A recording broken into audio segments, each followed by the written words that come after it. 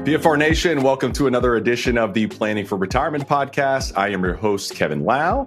And if you're listening today, you most likely have parents that are going through the aging process. You know, they are potentially in their 80s, maybe even their 90s at this point in time, maybe even pushing 100. And you might be wrestling with some serious questions, some serious decisions. You know, do you put them in a nursing home? Do you put them in assisted living? But you also might be trying to figure out, hey, how do I keep them at home? And if I keep them at home, how do I manage that care?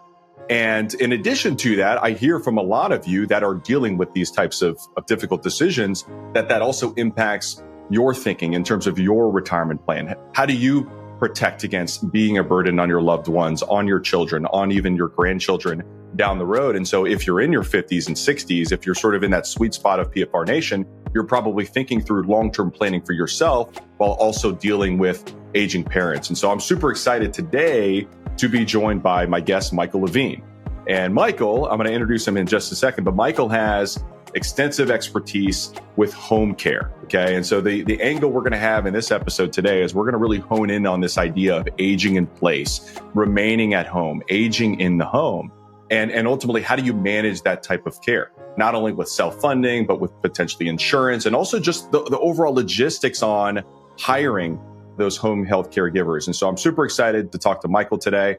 And again, we've talked about long-term care in the past. You know, episode 17, we had what I like to call the godfather of the long-term care insurance industry, Harley Gordon. We had him on as a guest. Phenomenal episode. Go back and check that one out after this one. And then episodes 22 through 24, we had our friends from BC Brokerage on discussing long-term care insurance, whether you buy a traditional policy or buy a hybrid policy or self-fund. So we've got some great content in there. But again, today we're going to be honing in this idea of aging in place. And we're going to be joined by Michael Levine, who's an expert in home healthcare planning. So Michael, without further ado, I'm going to do a little intro on you, Michael. So Michael grew up in Long Island, New York.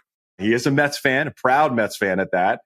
He attended Emory University and majored in accounting there and had a really successful career in public accounting. I moved to Florida, I think roughly 34 years ago, and was a controller for several different companies.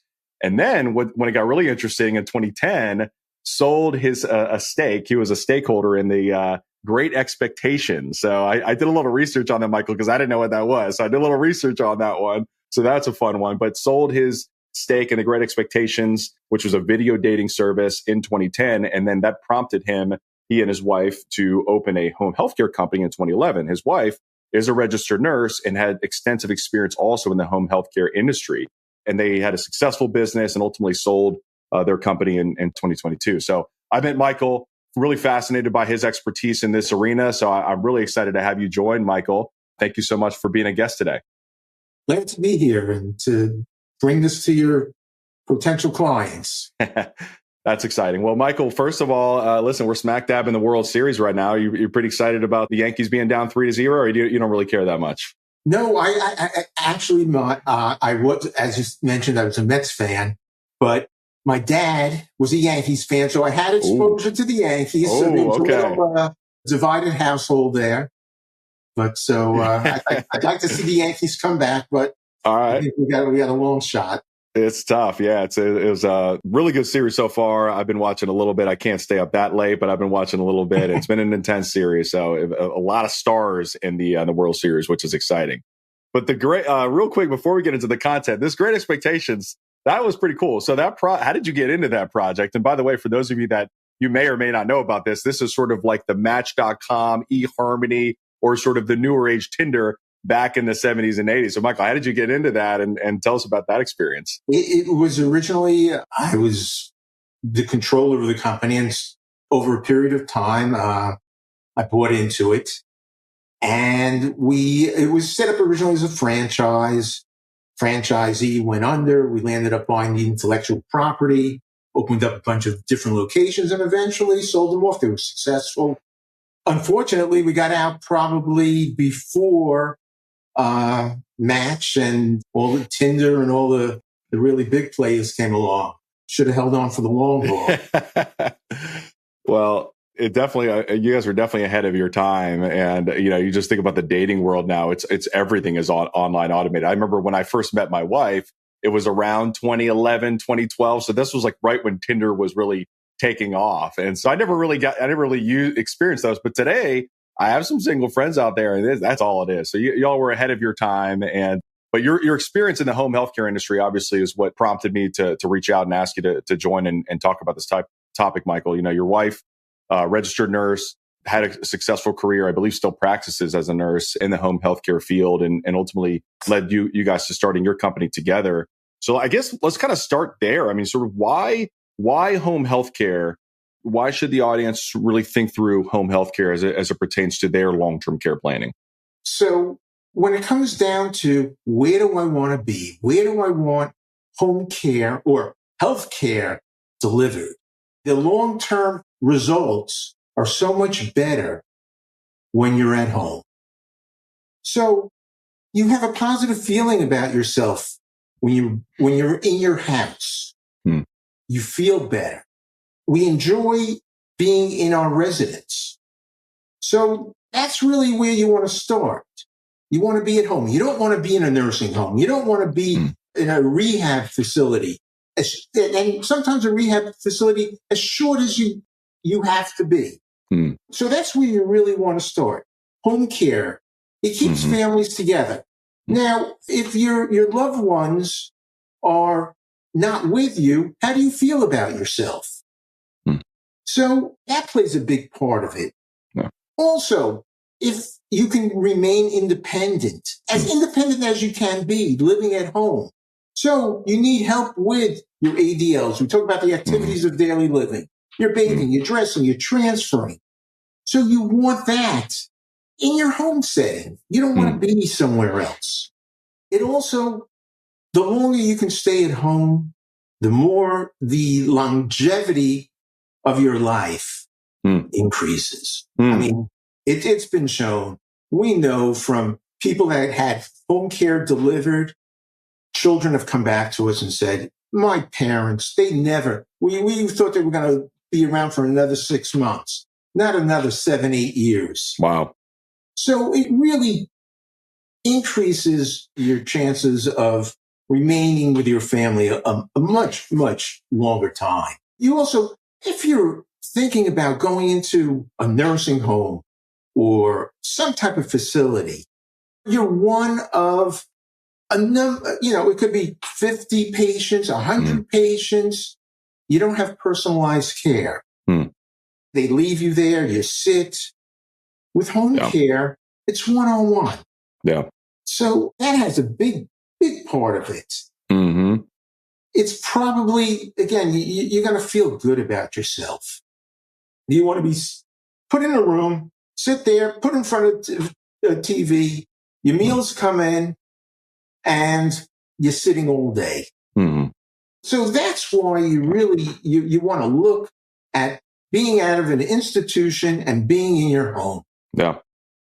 Yeah. And I think for a lot of the listeners out there, a lot of you are probably, in a situation where you're still at sort of that tail end of your careers. You may not be retired yet, or maybe you just recently retired. But, in terms of location or proximity to your loved ones, let's say your aging parents, what if the kids aren't local? You know what I mean? What if there are no caregivers around for that individual that might need care? How do you kind of manage that in order for them to stay at home? What tips might you give that individual or those individuals? Well, first of all, one of the biggest problems is that we live in a society where the children are in one part of the country and the parents live somewhere else. Yep.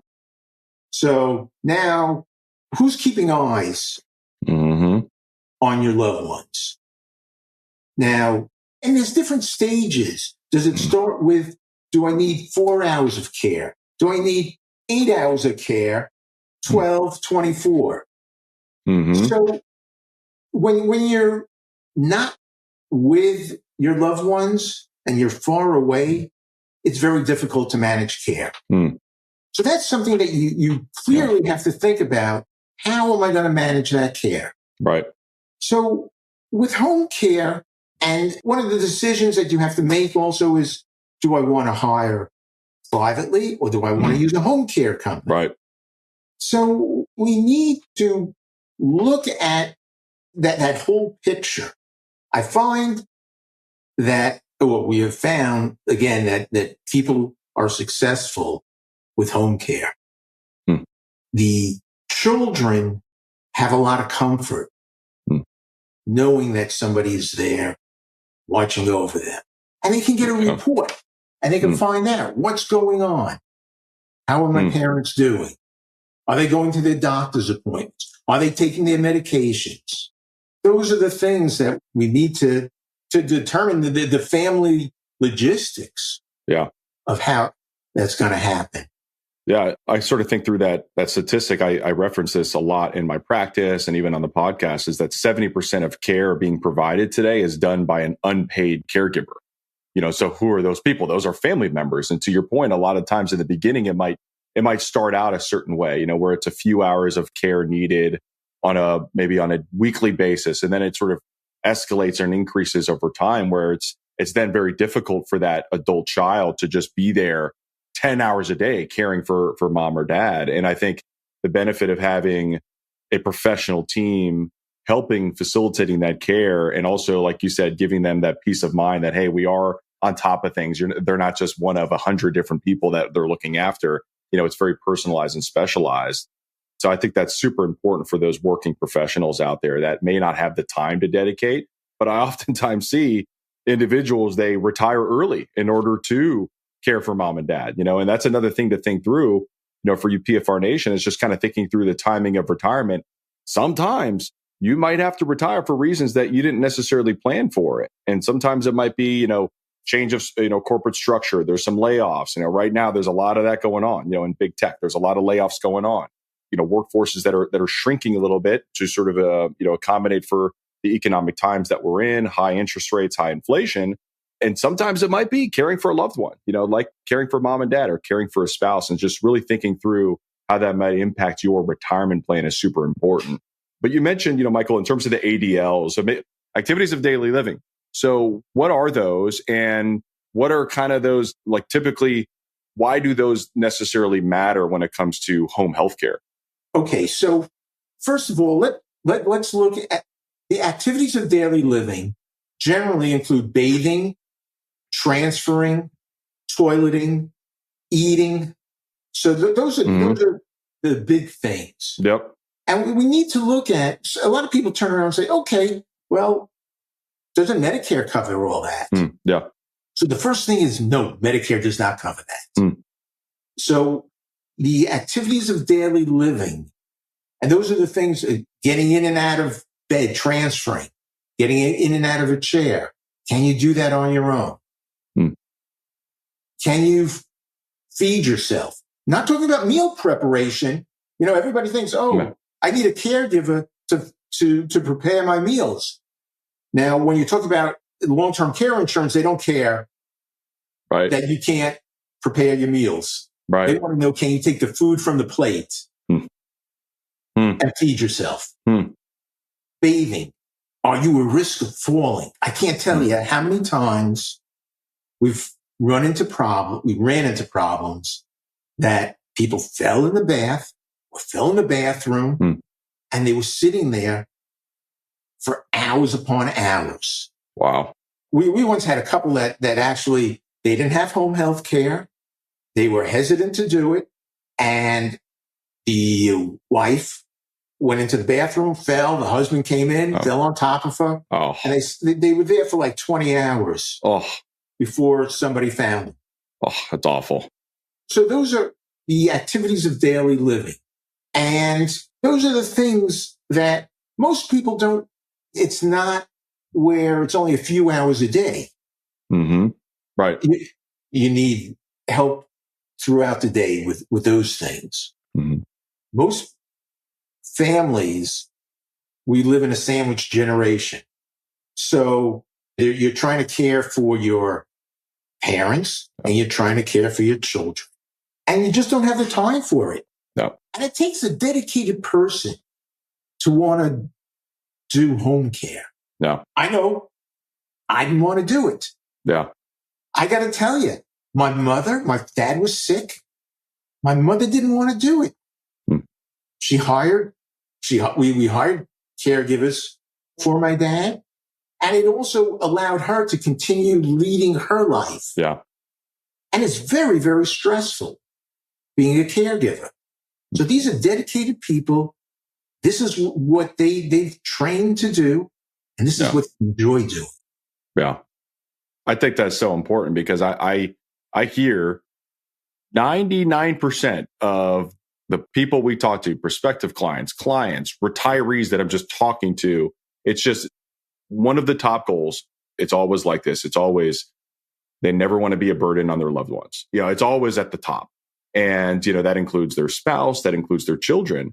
But I find, because, again, going back to the statistic of 70% of caregiving today is provided by unpaid caregivers, I find a lot of spouses, it's difficult for them to just go out and hire caregivers because they're afraid of spending down the money. One of the solutions is often insurance. Did your dad have long-term care insurance to help fund that, or were they strictly funding that out of pocket, just out of curiosity? Well, they had long-term care insurance. Okay. And it covered a piece of it. Okay. But I got to tell you, one of the things about having long-term care insurance is that you're willing to use it. Now, what we found is that most people, even if you can privately fund it, you don't want to do it. You don't want you don't want to stroke that check on a consistent basis, and you're hesitant to do it. Now, those that have long-term care insurance, sign me up. Yeah. Where do I start? Right. And a lot of times they want to start slow. But what we try to explain to people is that's fine. Start slow, see what you need, and then build on it. But also, a lot of what happens is that those that are privately funding, they're late to the game. So they wait. And then when things are really bad, they go and use it. Or they're ready to write a check. Now, with long-term care insurance, what people have to recognize is that you have it there, use it. Don't wait to use it, because sometimes they do. And they say, there's a lot of pride in saying I can do things on my own. Absolutely. And that's one thing that has to be overcome, is that sense of giving up, the sense of giving up independence. You're not giving up your independence. But most of us feel that we're giving up independence. Once you get over that, it's like, why didn't I do this earlier? We always, and then it's like, well, 4 hours, I really like having somebody around, especially if it's a widow or widower, because now they have company. Somebody's there with them. That's a good point. So we need to recognize that this is going to improve our life. It's not a deterrence. That's important. That's good stuff, Michael. So, I mean, one of the things that you said, around Medicare, not funding long-term care, but you also mentioned insurance and a lot, in terms of funding home health care. I think a lot of people, I hear this misconception all the time. It's like, I just bring up, hey, do you have long-term care insurance, or what's your long-term care plan? Just having a conversation, because most of our listeners know I don't sell insurance. Okay. I dropped my insurance licenses when I started out in the industry in 2008, really through 2020. I had my insurance licenses. So I used to sell this product, and I understand the importance of long-term care insurance, but I don't sell insurance anymore. But I absolutely have the conversation with every single new client that comes in the door, because I want to know, do they have insurance or not? And if they don't, what's their long-term care plan? Are they truly prepared to self-fund? And is their caregiver prepared to write that check? Because that's really what it comes down to, is that the caregivers need to know what the long-term care plan is. But insurance does cover home health care. And a lot of people think long-term care insurance is associated with nursing home or long-term care facility assisted living. But most policies, I believe, Michael, cover home health care either at the same level, or at least it's a percentage of that benefit. Maybe it's a 50% home health care benefit, or sometimes it's 100%. So just wanted to clarify that and just emphasize how important that aspect is. Yeah. And every policy, long-term care policy, is different. I can't tell you how many times people say, well, my friend has the same policy and they get covered for this. And then we say, okay, let's see the policy. And sure enough, it's a different policy. There's so many different, it's not plain vanilla. I used to always say that it's not like life insurance. We know when you qualify for life insurance, or when you get your proceeds from life insurance, it's pretty easy to make that determination. Long-term care is a lot more difficult. And there's a lot of different factors that go into it. So we talk about how long is my elimination period? Do I have an elimination period? Do I have a 30-day elimination period? Do I have a 60, 90-day elimination period? Is it a one-time elimination period? Is it per incident? Yep. Things that drive that. What are my benefits? Do I have a daily benefit? Do I have a weekly benefit? Do I have a monthly benefit? Yep. Most people don't understand the difference between them, and there is a big difference. Yeah.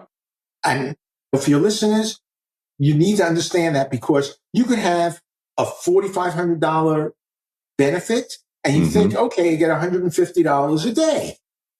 Well, that actually, if it's a daily benefit, that would be the case. But if you had a $4,500 benefit and you took $300 on day one, nothing on day two, and then $300 on day three, you took $600 worth of benefits.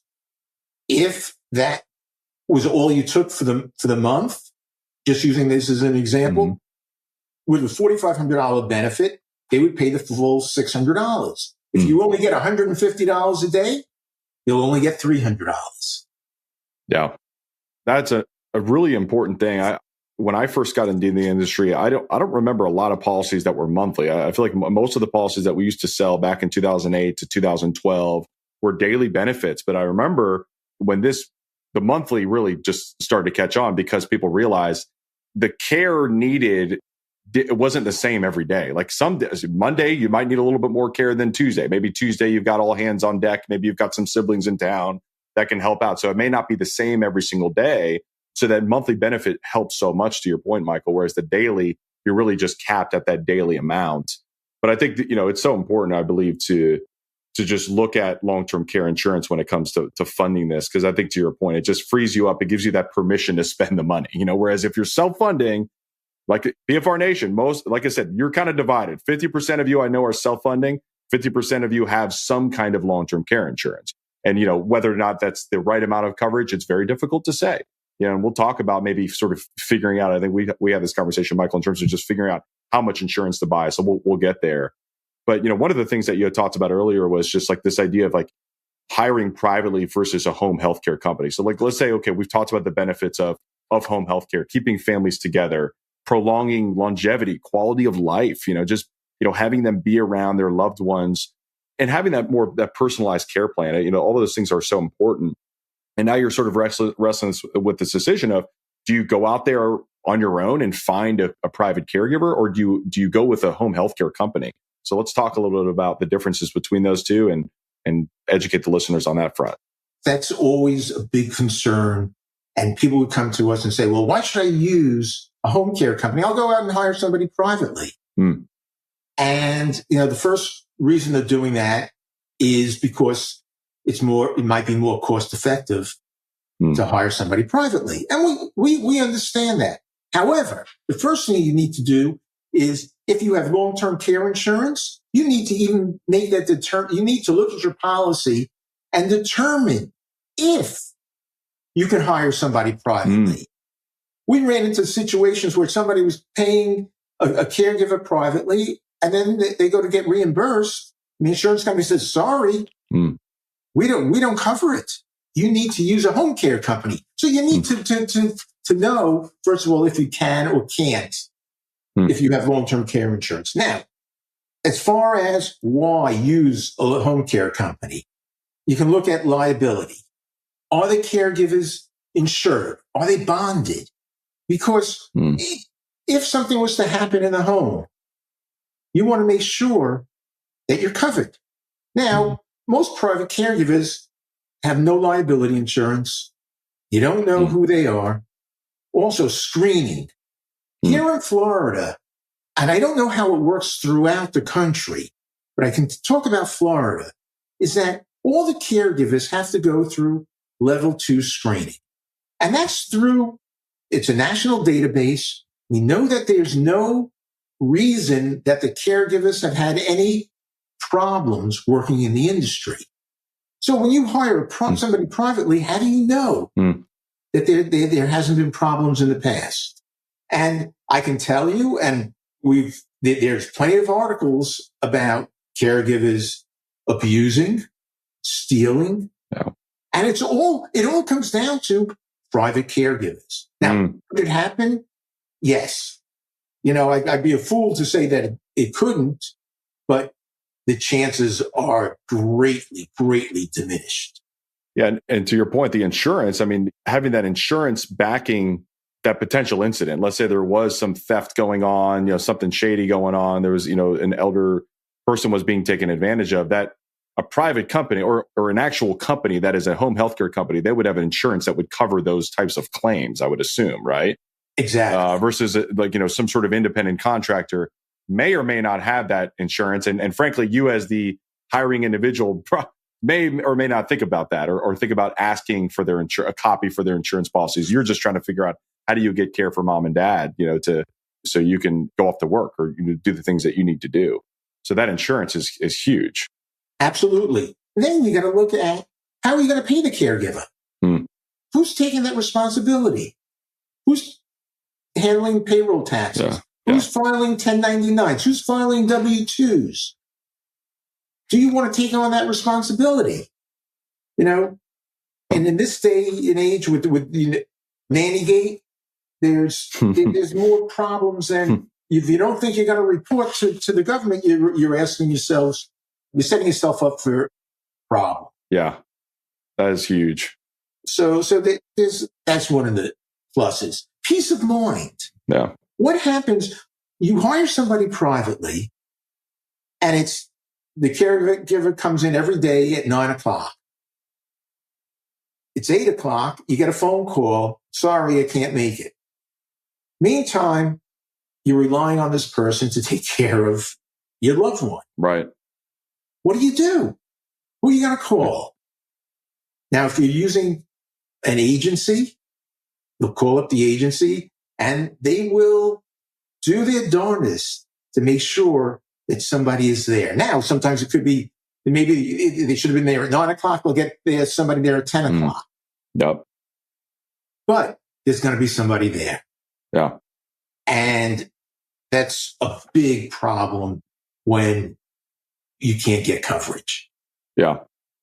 I think and it happens all the time. Somebody's calling in sick. Their children are sick. They forgot they have a doctor's appointment.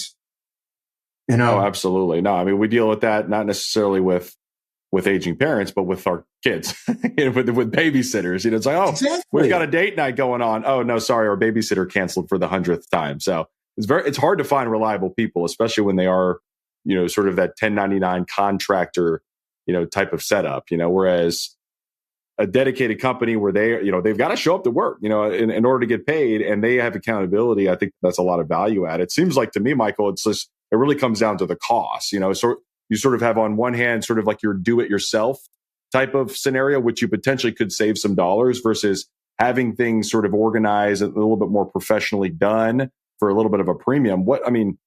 Is that the main difference? And if so, what could that cost difference, what could people expect in terms of what that cost difference would be? Maybe it's on an hourly basis or monthly basis. Yeah. And that's a good question. Believe it or not, private caregivers want as much as they can possibly get. And they know how much a good caregiver knows how much an agency is charging. Sure. So let's say I normally look at it, it's going to run you a difference of maybe $5 an hour. Okay. So if you, again, 25 versus 20, sometimes it's even less. It could be 22, 23 versus 20. Mm-hmm. Generally, an agency, they will give you a break if you're taking more hours. So if you're taking a 4-hour shift, it might be more than the 25. It could be 30, 35. But if you're taking 12 hours, it could be 22. Right. So, and then generally, the private caregiver, they don't think in those terms. Yeah. They just want to know, how much am I making per hour? Mm-hmm. So that's one of the pieces of it. Now, the other part that you have to understand is if you have long-term care insurance and you're using an agency, they will a lot of times take an assignment of benefits. Okay. So They will bill the insurance company. They pay the caregiver. They wait to get reimbursed from the insurance company. And if there's a differential between what the insurance company pays and what the cost of the care was, then you'll get billed for it. Sure. But in the meantime, there's not an outflow of payments. Yeah, and also saves that time. You're not having to file that claim yourself and track everything yourself in terms of all those care receipts. I mean, that seems like a huge. It's like, is your time worth more than $5 an hour? I think most of you probably yes. It's a full-time job. Yeah, tracking it, following up. So what happens is that do you want to be responsible if you hire somebody privately? You have long-term care insurance, and again, it's allowed. Mm-hmm. Do you want to have that responsibility of filing not just the claim, but filing on a weekly, monthly basis, waiting for the money to come in, waiting for it to be rejected because something's not correct? And the other piece of it is that they want timesheets, or the insurance company has a mechanism of making sure that the caregiver is there. Do you want that responsibility? So what about the size of that home health care company? Like, are there sort of like your mega, sort of the monster outfits out there that are super bureaucratic that operate in all the major cities, and then the sort of like the smaller startups that are more regional or local to a community, or like, do they have, sort of those different types of scale? I'm not sure about the competition out there, and like, what kind of company should people be looking for? That's an interesting question, because in the past, most of this was very individualized. Okay. There was the number of large corporations providing the service was, and it still is minimal. Okay. So you're looking more at a local, regional type of company. Okay. And what's the nice thing about that is that you can speak to the owners directly. You're not dealing with a bureaucratic corporation. This is home care is very personal. So you want to make sure that you're talking to the decision maker. If you have a problem with a caregiver, again, someone who would tell you that, every caregiver is good and your loved one's going to get along with the caregiver. Yeah. We always know what your needs are. A lot of these, the bigger companies, their objective is to send somebody out. That's it. Yeah. Get somebody out there. What you want to look for is a company that says, you know what? We're going to come out. We're going to do an assessment of your parents. Mm-hmm. We're going to see what's going on in the home. We're going to see what are the requirements. What are there any animals in the house? Mm-hmm. Are there stairs? What are the physical demands on the caregiver? And you want to match that perfectly, or as best as you can. So if you go back to the dating business, you want to match people who are going to be compatible. So this is the same thing. Yeah. You want to match that caregiver with the one who's being cared for. And you want to make a good match, because the last thing you want to do is get that phone call as the owner or the administrator of a company. That caregiver really doesn't meet the demands that we were looking for. Mm-hmm. Michael, you were talking about the long-term care insurance, previously, like the daily benefits versus the monthly benefits, and overall just filing the claim. You obviously have a lot of experience with insurance in general. What are some of those things that you sort of found that oftentimes clients were missing with their policy? Like, what are some of those tips that listeners could benefit from hearing to maximize their long-term care insurance policy? Okay. So they need to first of all, really understand their policy. So we talk about the elimination period. Is it a 30-day elimination? Let's say it's a 30-day elimination period. Now, is that elimination period, can you satisfy it? And there's policies out there with taking 3 days a week of service, and that's equal to 7 days towards the elimination period. So, in essence, you need, if you took 3 days a week for the first 4 weeks, you met 28 days. So if your cost was $200 a day, that's how much your cost of service was. If you have to take 7 days a week, that's $1,400. Right. If you can do it with 3 days a week, it's $600. Yeah. So you need to look at your policy and if you're thinking about it, take the service when you start to qualify. As soon as you start to qualify, and you can take it with using less hours. Now, this savings gets much bigger if you have a 90-day elimination period.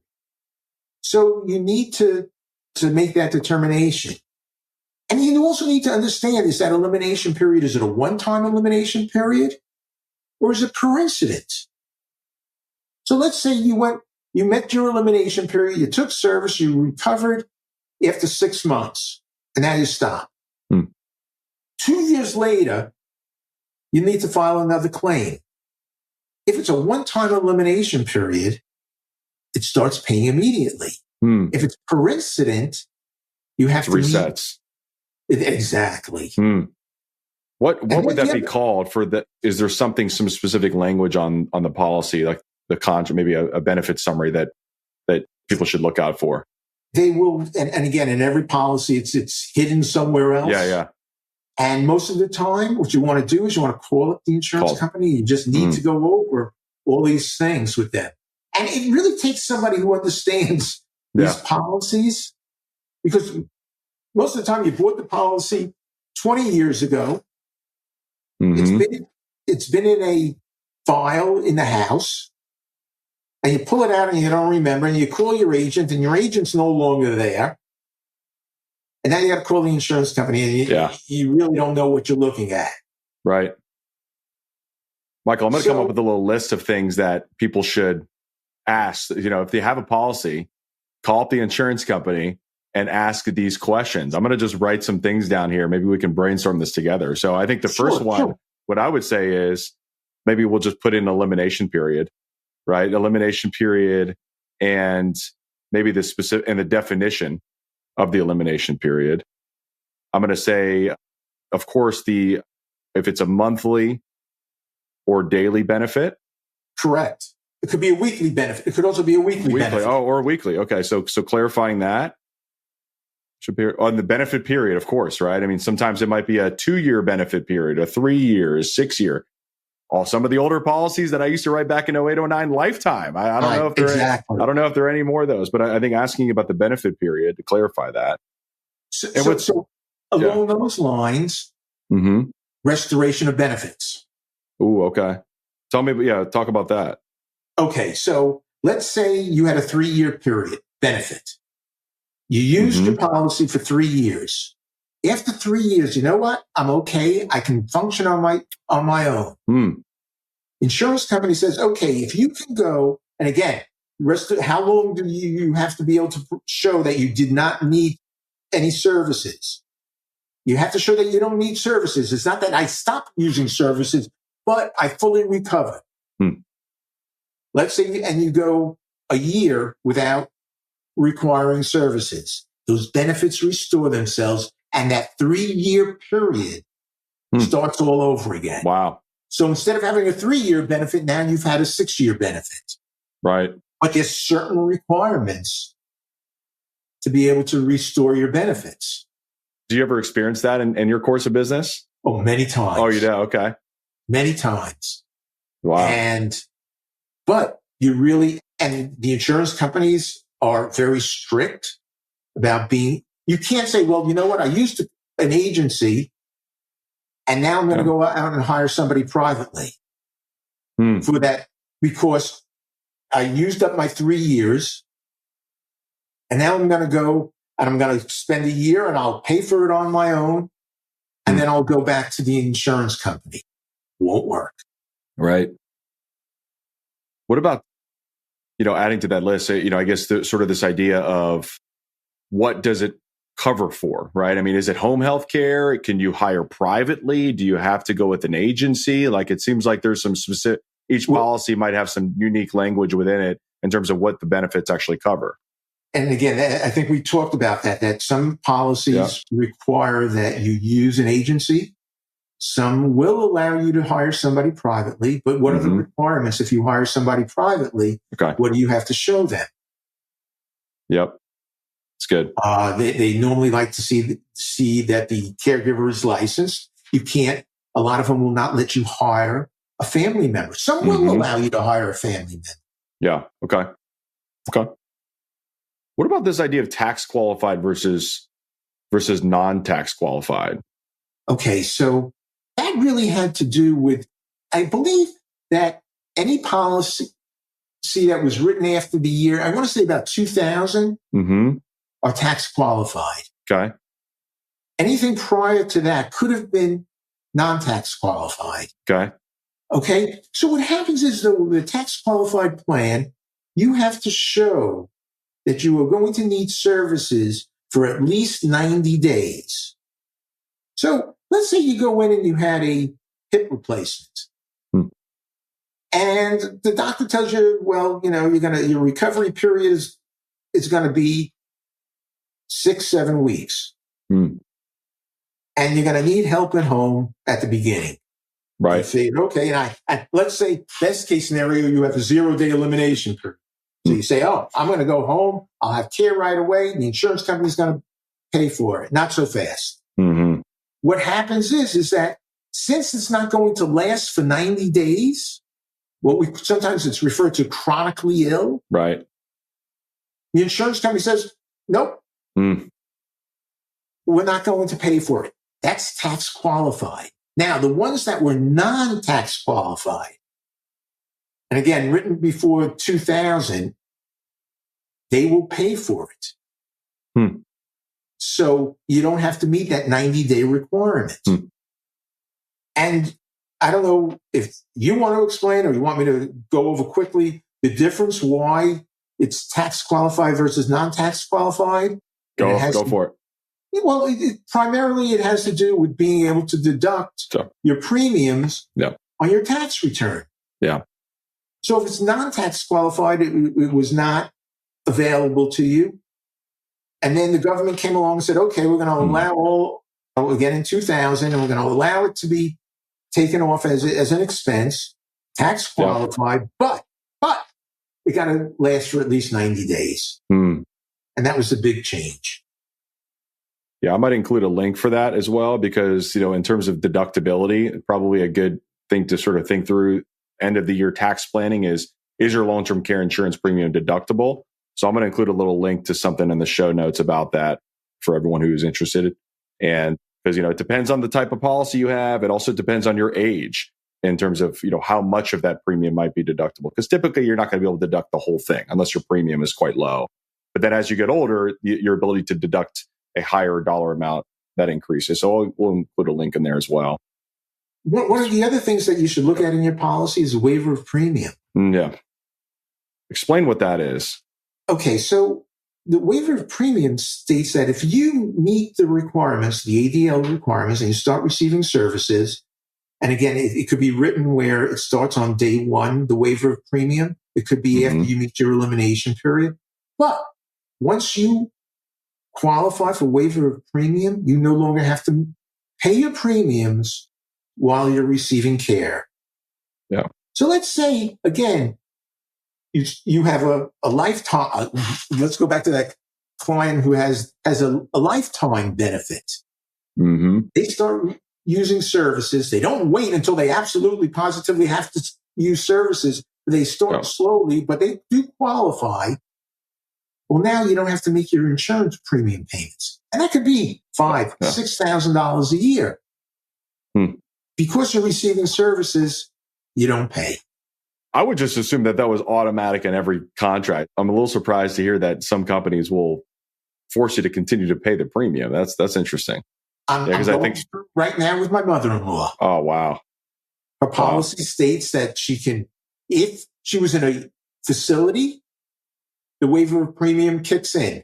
When you're receiving home care, it doesn't. Interesting. So every policy, that's why I say every single one of these policies have different, it's not plain vanilla. Yeah. There's different flavors to it.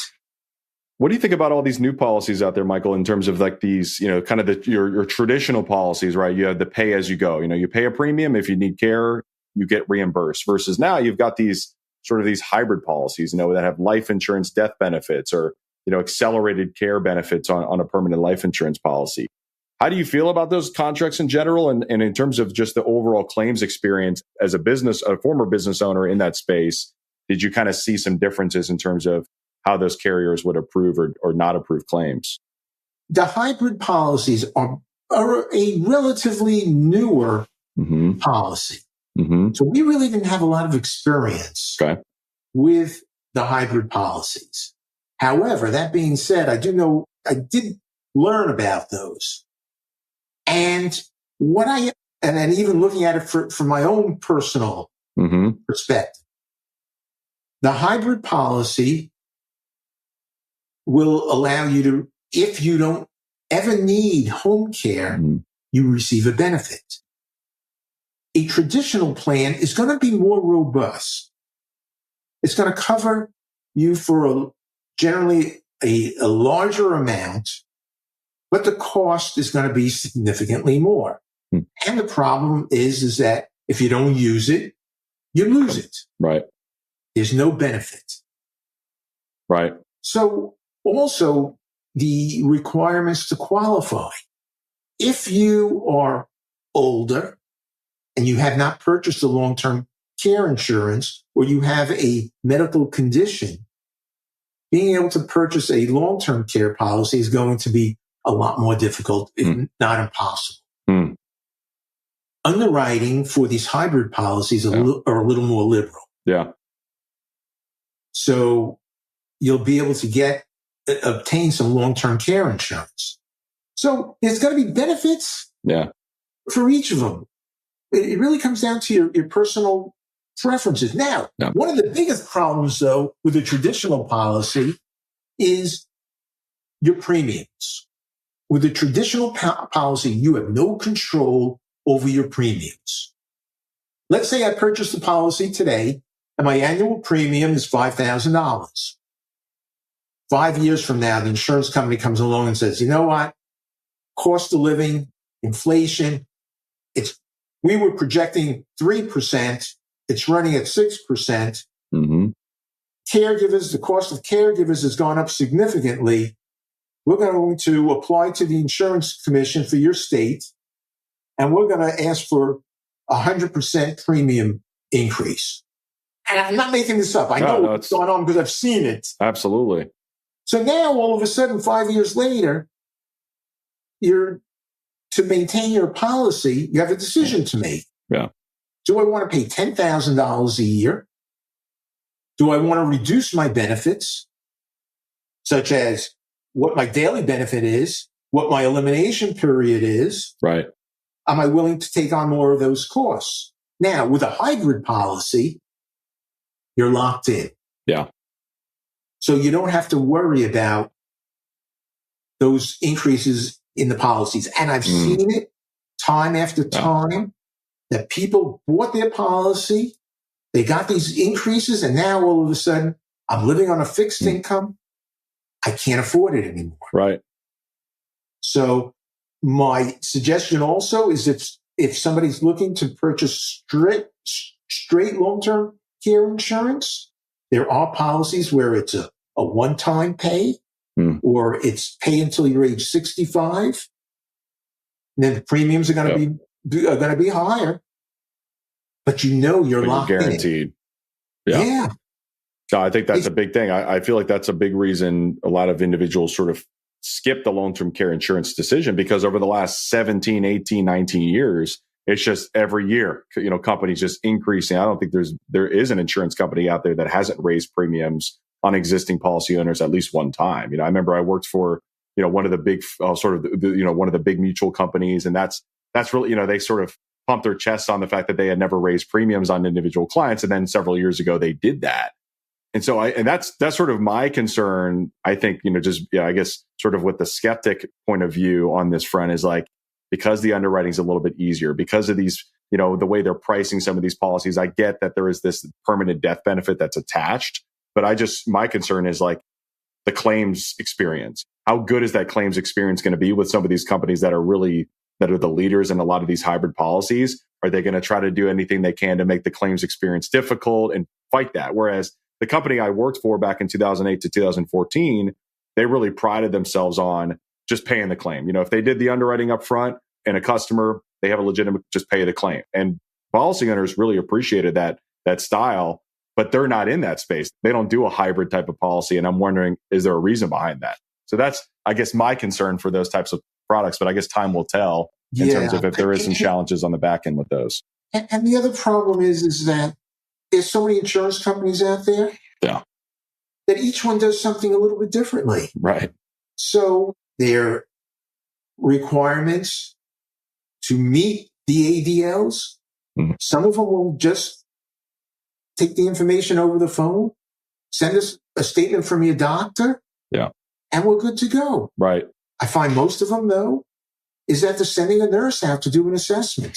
And it's a rigorous assessment. They're out there a couple of hours, and they want to see what's going on. And they're following up anywhere from 4 to 6 months to see what's going on. The insurance companies, unfortunately, they're not in the business to pay claims. Yeah. They're in the business to collect our premiums. Right. So it's frustrating. The insurance companies will trip somebody up. They will call up someone in the middle of the afternoon while they're taking a nap, and they want to find out, well, what's going on?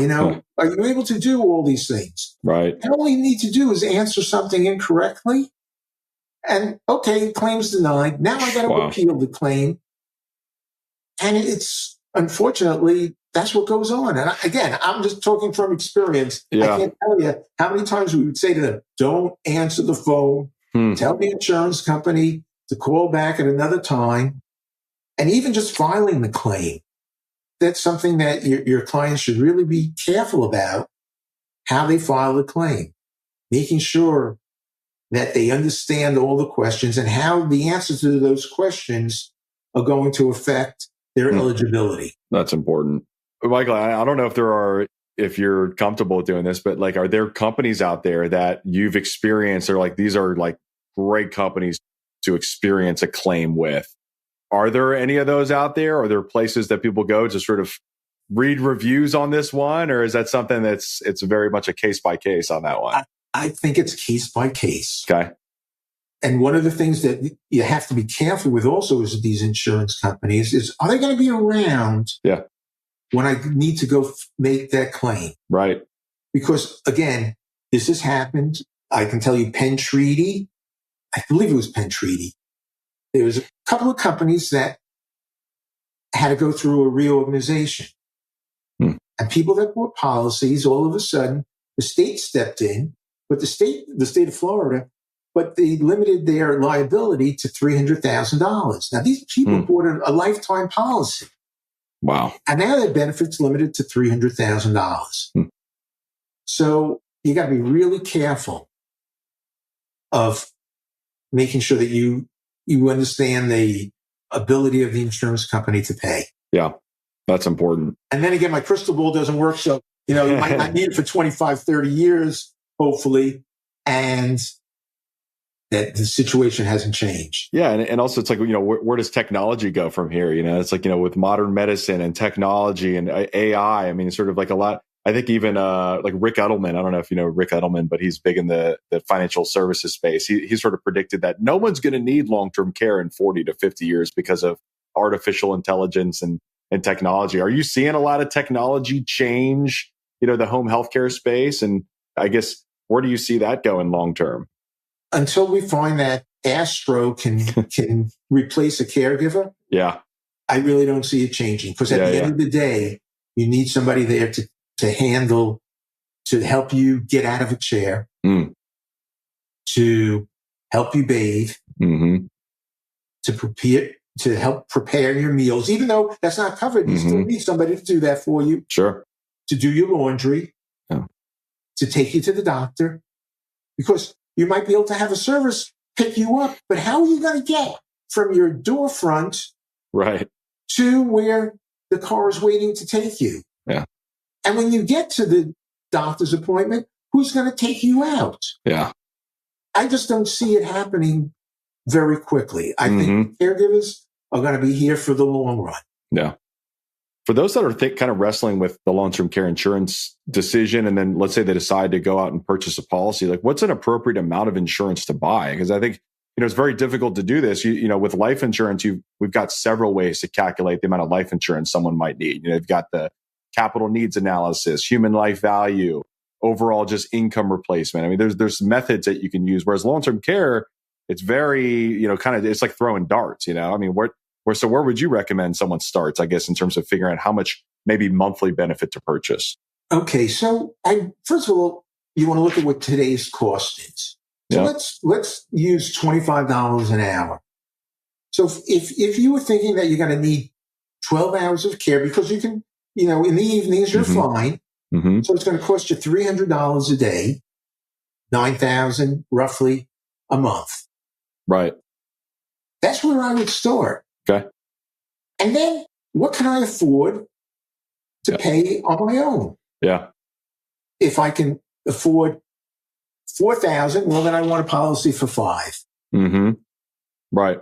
And then the other thing is, if you reach a point where you can't stay at home just because it does become cost prohibitive. Because you got to remember, that's for 12-hour care. Now, what happens if I need 24-hour care? Right. And I don't qualify for a live-in. And that's a whole nother issue if you want to have a live-in. But if I needed 2 12-hour shifts, you're talking $600 a day. Sure. Now, you got to look at that versus what does it cost to be in a nursing home. And again, that's the last place you want to be. But if necessary, what is the cost of that?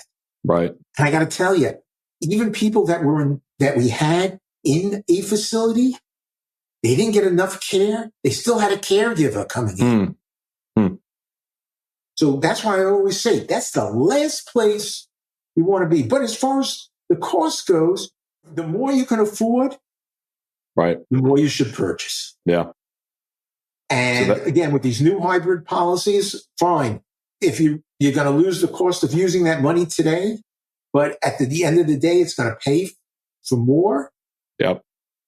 That might be a good way to go. No, but the more that you can afford, I'm a believer of that. Well, they used to say, well, 3 years, buy a policy that will cover 3 years. I think 3 years is a short period of time. I think you got to look more at 5 to 7 years. Okay. So I think that's a great starting point where, you could say, hey, work with an agent. And I like the idea of working with an agent that can represent many carriers and sort of shop the market for you. But, work with an agent, maybe start with that $9,000 a month, let's say that 5 to 7 year benefit period, and see what the premiums are. For sort of the pay as you go versus the hybrid policies, just see what the premiums are. And if you can afford it, great.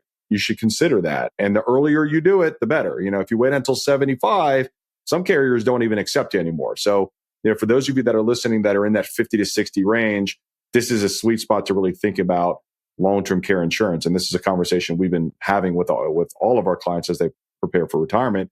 But, let's say the premium outlay is a little bit high for that or a little steep, or maybe you have a pre-existing condition, you can get still potentially pick up a fraction of that. Maybe it's half of that amount. Maybe it's $4,500 a month, for a 3-year benefit period. Something is better than nothing, to at least create that benefit pool, give your caregivers, give your loved ones permission to spend the money. Because even though you have a large IRA or a large brokerage account or a large HSA, it's still difficult for the caregivers, the family members, to spend those assets because they might be thinking, hey, what if I live another 10 to 15 years after you pass away? I still need to maintain my financial independence. I want to protect my own financial security myself. So they might be afraid to spend it down, or maybe you're dealing with adult children that are just looking at their inheritance, spending down the inheritance. I've seen that as well, which is very unfortunate. And so, I think that insurance, giving you permission to spend, giving your caregivers permission to spend, to, again, as we started this conversation, it was just protecting against ever being a burden on your loved ones. And I think most people would agree that that's very important to them. But Michael, I appreciate all of your insights on this topic. I feel like we could probably have this conversation for 2 to 3 hours, but I appreciate all the insights you have and all of your expertise on this one. For those of you that are interested in like connecting with you, like are you okay with people, someone emailed you with some questions or connected with you on any social media platforms if you're on those? At this point in time, if they have questions, I refer them to you. Okay, sounds good. I'll be your intermediary. If you have questions for Michael, reach out to me directly. You can just send us a direct message on the YouTube channel, on the podcast, and we'll definitely make sure we connect with you. But I appreciate all of y'all tuning in, and PF4 Nation. Until next time, this is Kevin Lau signing off.